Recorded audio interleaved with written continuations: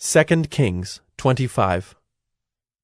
And in the 9th year of his reign, in the 10th month on the 10th day of the month, Nebuchadnezzar king of Babylon came with all his army against Jerusalem and laid siege to it. And they built siege works all around it. So the city was besieged till the 11th year of King Zedekiah. On the 9th day of the 4th month, the famine was so severe in the city that there was no food for the people of the land. Then a breach was made in the city, and all the men of war fled by night by the way of the gate, between the two walls by the king's garden, though the Chaldeans were around the city. And they went in the direction of the Arabah. But the army of the Chaldeans pursued the king and overtook him in the plains of Jericho, and all his army was scattered from him. Then they captured the king, and brought him up to the king of Babylon at Riblah, and they passed sentence on him. They slaughtered the sons of Zedekiah before his eyes, and put out the eyes of Zedekiah, and bound him in chains and took him to Babylon. In the 5th month, on the 7th day of the month, that was the 19th year of King Nebuchadnezzar, king of Babylon, Nebuzaradan, the captain of the bodyguard, a servant of the king of Babylon, came to Jerusalem. And he burned the house of the Lord and the king's house, and all the houses of Jerusalem. Every great house he burned down. And all the army of the Chaldeans who were with the captain of the guard broke down the walls around Jerusalem. And the rest of the people who were left in the city, and the deserters who had deserted to the king of Babylon, together with the rest of the multitude, Nebuzaradan, the captain of the guard, carried into exile. But the captain of the guard left some of the poorest of the land to be vine dressers and plowmen. And the pillars of bronze that were in the house of the Lord, and the stands and the bronze sea that were in the house of the Lord, the Chaldeans broke in pieces and carried the bronze to Babylon. And they took away the pots and the shovels, and the snuffers and the dishes for incense, and all the vessels of bronze used in the temple service, the fire pans also, and the bowls. What was of gold the captain of the guard took away as gold, and what was of silver as silver. As for the 2 pillars, the one sea, and the stands that Solomon had made for the house of the Lord, the bronze of all these vessels was beyond weight.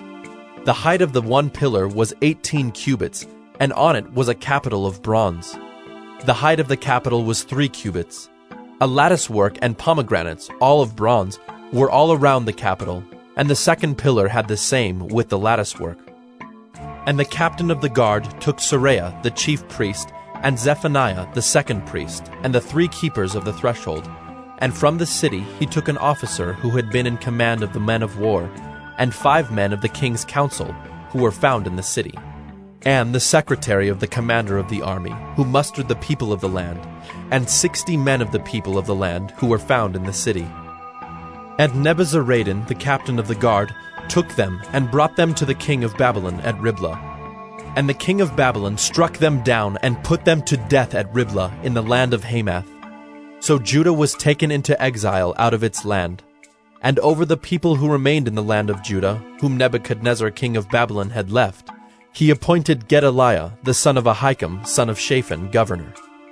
Now when all the captains and their men heard that the king of Babylon had appointed Gedaliah governor, they came with their men to Gedaliah at Mizpah, namely Ishmael, the son of Nethaniah, and Johanan, the son of Kareah, and Seraiah, the son of Tanhumeth, the Netophathite, and Jaazaniah, the son of the Maacathite. And Gedaliah swore to them and their men, saying, Do not be afraid because of the Chaldean officials. Live in the land, and serve the king of Babylon, and it shall be well with you. But in the 7th month, Ishmael, the son of Nethaniah, son of Elishama of the royal family, came with 10 men and struck down Gedaliah and put him to death, along with the Jews and the Chaldeans who were with him at Mizpah. Then all the people, both small and great, and the captains of the forces arose and went to Egypt, for they were afraid of the Chaldeans. And in the 37th year of the exile of Jehoiakim, king of Judah, in the 12th month, on the 27th day of the month, Evil-Merodach, king of Babylon, in the year that he began to reign, graciously freed Jehoiakim, king of Judah, from prison. And he spoke kindly to him, and gave him his seat above the seats of the kings who were with him in Babylon. So Jehoiakim put off his prison garments, and every day of his life he dined regularly at the king's table, And for his allowance, a regular allowance was given him by the king, according to his daily needs, as long as he lived.